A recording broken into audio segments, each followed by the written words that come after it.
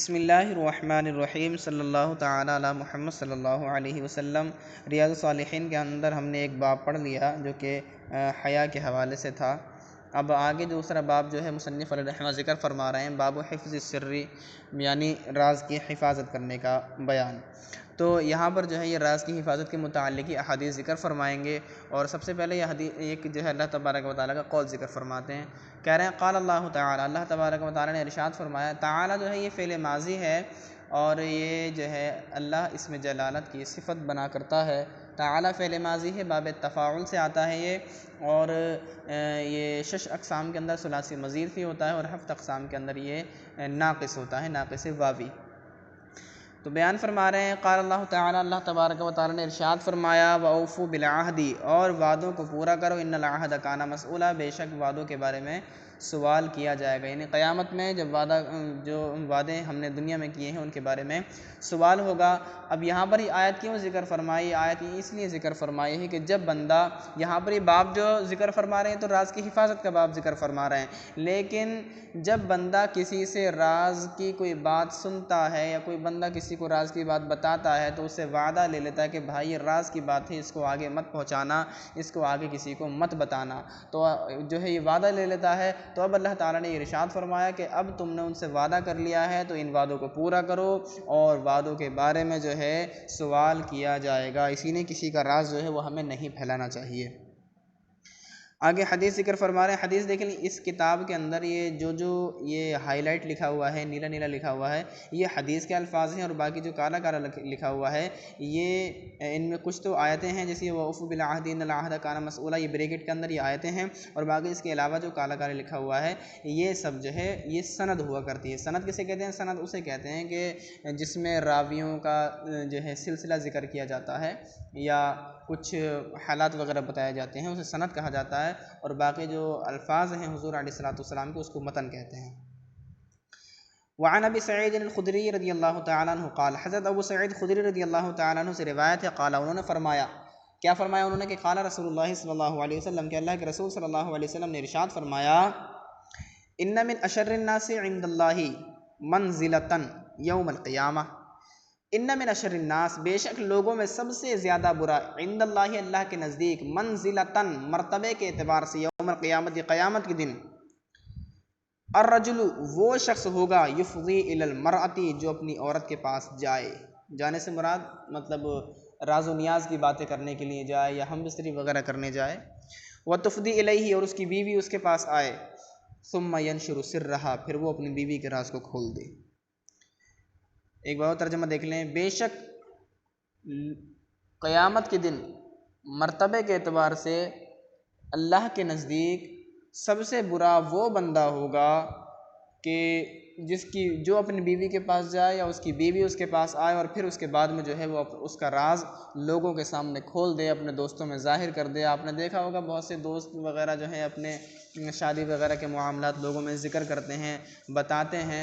तो इस तरह के मामलात से हदीस पाक में सख्ती के साथ मना फरमाया है कि ऐसे मामलात से हमें बचना चाहिए, हमें नहीं करना चाहिए। ये राज की बातें हैं और जो है ये इज़्ज़त की बातें हुआ करती हैं। अल्लाह ताला के रसूल सल्लल्लाहु अलैहि वसल्लम ने हमें सख्ती के साथ मना फरमाया है कि ऐसा बंदा जो अपने ही घर के राज दूसरों के सामने खोलता हो तो अल्लाह तबारक व तआला के नज़दीक क़यामत में वो सबसे ज़्यादा बुरा होगा। रवाहु मुस्लिम, इसे मुस्लिम ने रिवायत किया है, मुस्लिम शरीफ की ये हदीस है।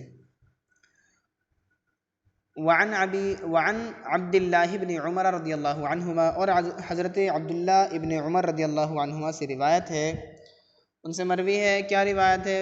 फरमाते हैं, अन्ना उमर रज़ियल्लाहु तआला अन्हु हीना तअय्यमत बिन्तुहु हफ्सतु, कि जब हज़रत उमर रज़ियल्लाहु तआला अन्हु हीना जब, तअय्यमत, बेवा हो गई, बिन्तुहु, उनकी बेटी, कौन? हफ्सा।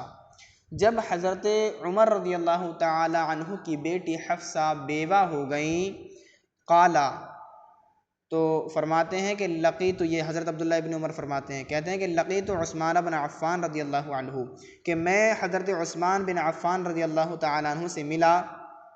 फ़अरज़तु अलैहि हफ्सता, तो तो मैंने उन पर हज़रत हफ्सा की पेशकश की। मैंने बताया कि भाई जो हफ्सा हैं हज़रत उमर की बेटी, उनके जो शौहर हैं उनका इंतकाल हो गया। इनके शौहर का नाम था खुनैस बिन हुज़ाफ़ा सुहमी रज़ी अल्लाह ताला अन्हु। ये जंग बदर में या जंग उहद में जो है ये शहीद हो गए थे, और इनकी शहादत के बाद में जो है हज़रत हफ्सा ने रज़ी अल्लाह ताला अन्हा ने 3 हिजरी में हुज़ूर सल्लल्लाहु अलैहि वसल्लम की ज़ौजियत का शरफ़ हासिल किया।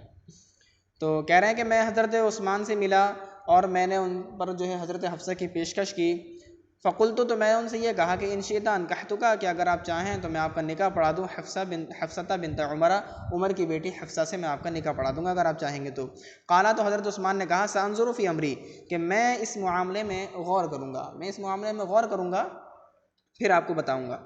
फ़लबिस्तु लयाली सुम्मा लक़ियानी, तो मैं कुछ दिनों तक मैंने इंतज़ार किया, सुम्मा लक़ियानी, फिर वो मुझसे मिले, फिर वो हज़रत उस्मान मुझसे मिले। फ़क़ाला, तो उन्होंने मुझसे ये कहा क़द बदा ली अल्ला तज़व्वज यौमी हादा, कि मैंने गौर व फिक्र किया तो मुझे मालूम ये चला कि मेरे लिए इन दिनों निकाह करना बेहतर नहीं है। क़द बदा ली, मैंने गौर व फिक्र किया, मैंने ये महसूस किया है कि अल्ला तज़व्वज यौमी हादा, कि मैं इन दिनों निकाह ना करूँ। फ़लक़ीतु अबा बकर सिद्दीक़ रज़ियल्लाहु ताला अन्हु, तो मैं हज़रत अबू बकर सिद्दीक़ रज़ियल्लाहु ताला अन्हु से मिला।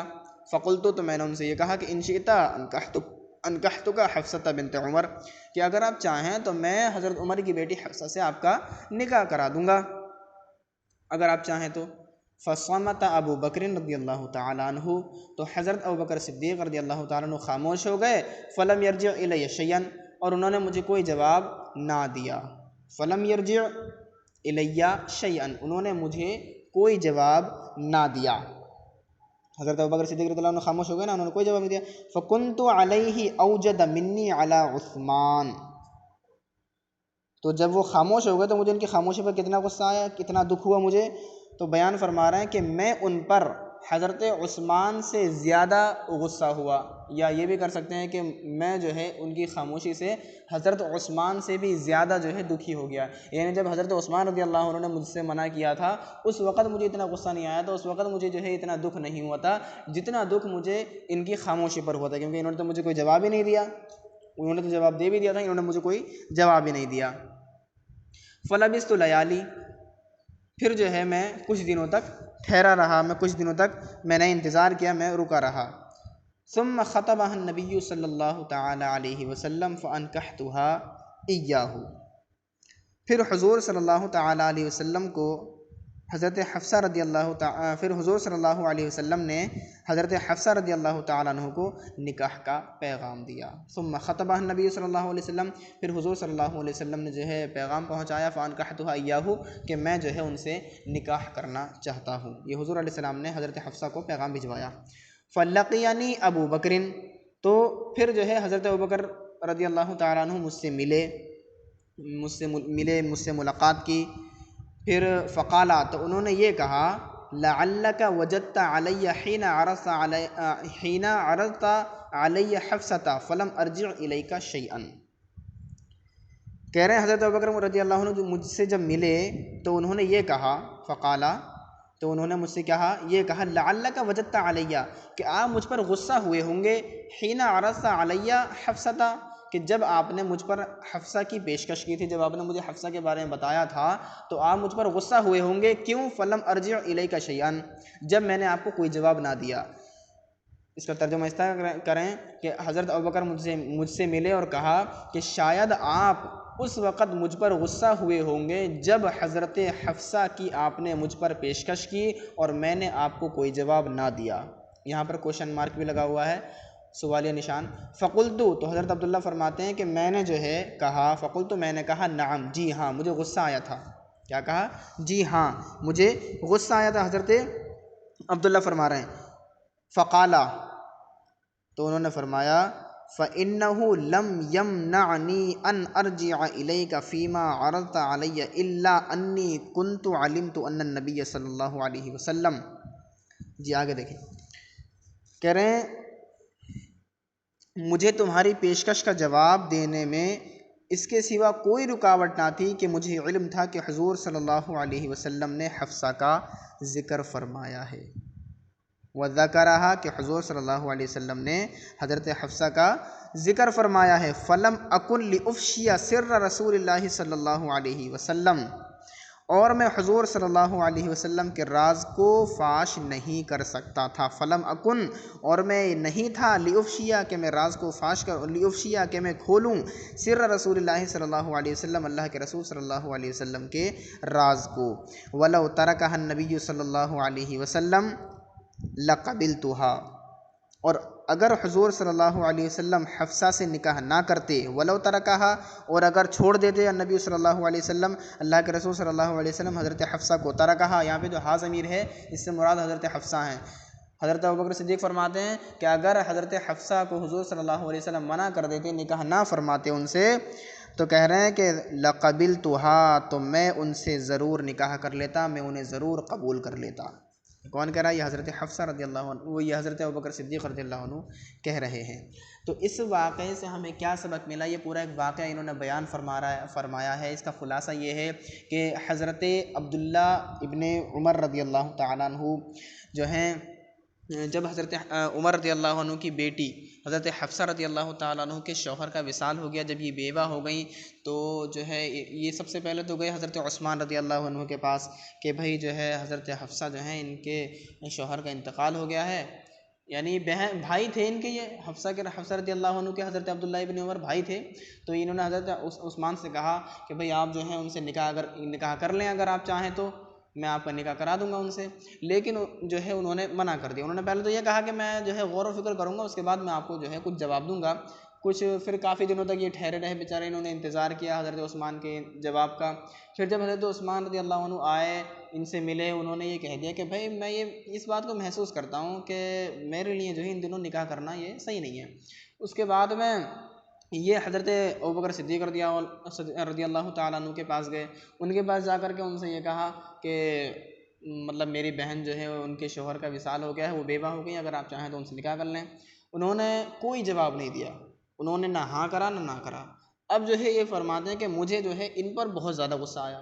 इतना हज़रत उस्मान पर गुस्सा नहीं आया जितना इन पर आया, क्योंकि उन्होंने तो चलो मना कर दिया था, लेकिन इन्होंने ना हाँ करा ना करा, बस खामोश रहे। इस वजह से मुझे इन पर बहुत गुस्सा आया। फिर जो है कुछ दिनों के बाद अल्लाह के रसूल सल्लल्लाहु अलैहि वसल्लम ने ख़ुद निकाह का पैगाम हज़रत हफ्सा रज़ियल्लाहु अन्हा के घर पे पहुँचाया, भेजा कि मैं इनसे निकाह करना चाहता हूँ। फिर हज़रत अबू बकर सिद्दीक़ रज़ियल्लाहु अन्हु हज़रत अब्दुल्ला से बोले कि जिस दिन आपने मुझसे ये बात कही थी निकाह के बारे में हज़रत हफ्सा से, तो मैंने आपको कोई जवाब नहीं दिया था, तो आपको गुस्सा बहुत आया होगा, आपको मेरे ऊपर गुस्सा ज़रूर आया होगा। इन्होंने कहा हाँ गुस्सा तो आया था। तो उन्होंने कहा कि आपका गुस्सा करना जायज़ था, लेकिन जो है मैं इस वजह से खामोश हो गया था क्योंकि मुझे इस बात का इल्म था, मुझे पता था कि अल्लाह के रसूल सल्लल्लाहु अलैहि वसल्लम जो है हज़रत हफ्सा रज़ियल्लाहु अन्हु के लिए निकाह का पैगाम भेजेंगे। ये राज की बात थी जो कि मुझे मालूम थी, लेकिन मैं अल्लाह के रसूल सल्लल्लाहु अलैहि वसल्लम के राज को नहीं खोल सकता था, इस वजह से मैं खामोश रहा। मैं चाहता तो आपको बता देता कि अल्लाह के रसूल अलैहिस्सलातु वस्सलाम निकाह करना चाह रहे हैं हज़रत हफ्सा से, लेकिन मैंने इस राज को फाश नहीं किया, मैंने इस राज को नहीं खोला। लेकिन अगर अल्लाह के रसूल अलैहिस्सलातु वस्सलाम हज़रत हफ्सा को छोड़ देते, उनसे निकाह ना करते, तो मैं ज़रूर उससे निकाह कर लेता। तो इस हदीस में भी जो है हमें ये बयान फरमाया है, ये बयान किया गया है कि हमें एक दूसरे के राज की हिफाजत करनी चाहिए, किसी के राज को नहीं खोलना चाहिए, और राज जो है वो एक अमानत हुआ करती है और अमानत में हमें ख़यानत नहीं करना चाहिए। इस हदीस में कुछ अल्फाज आए हैं तो उनके माना बयान फरमा रहे हैं, और ये जो हदीस ऊपर बयान हुई है ये इसे इमाम बुखारी ने अपनी किताब में सही बुखारी के अंदर रिवायत किया है। कह रहे हैं तअय्यमत, इसके बारे में बताया था। तअय्यमत ये जो है सीगा वाहिद मुअन्नस गायब है और ये बाब तफ़अल से है, और इसका माना होता है बेवा हो जाना। तअय्यमत अई सारत बिला ज़ौजिन, यानी वो बिला शौहर वाली हो गई। और एक और तफसीर कर रहे हैं इसकी, वकान ज़ौजुहा तुवफ़िया रज़ियल्लाहु अन्हु, यानी और उनके शौहर जो है वफ़ात पा गए। वजत्ता, ये जो ऊपर आया था ना, औजद आया था ऊपर, लेकिन यहाँ पर जो है यहाँ पर जो है सीगा वाहिद मुज़क्कर इस्तेमाल कर रहे हैं, वाहिद मुज़क्कर हाजिर जो है फ़ेल माज़ी का, और वहाँ पर जो औजदा लाए हैं, औजदा ये इसमें तफसील है, ऊपर जो औजदा लफ्ज़ आया है। तो कह रहे हैं कि वजत्ता इसका माना है ग़ज़िबता, यानी तुम मुझ पर गुस्सा हुए। वजत्ता यानी गदिबता, तुम गुस्सा हुए। गदिबता तुमने गुस्सा किया। सल्लल्लाहु अला मुहम्मद सल्लल्लाहु अलैहि वसल्लम। अल्लाह ताला हमें अमल की तौफीक अता फरमाए।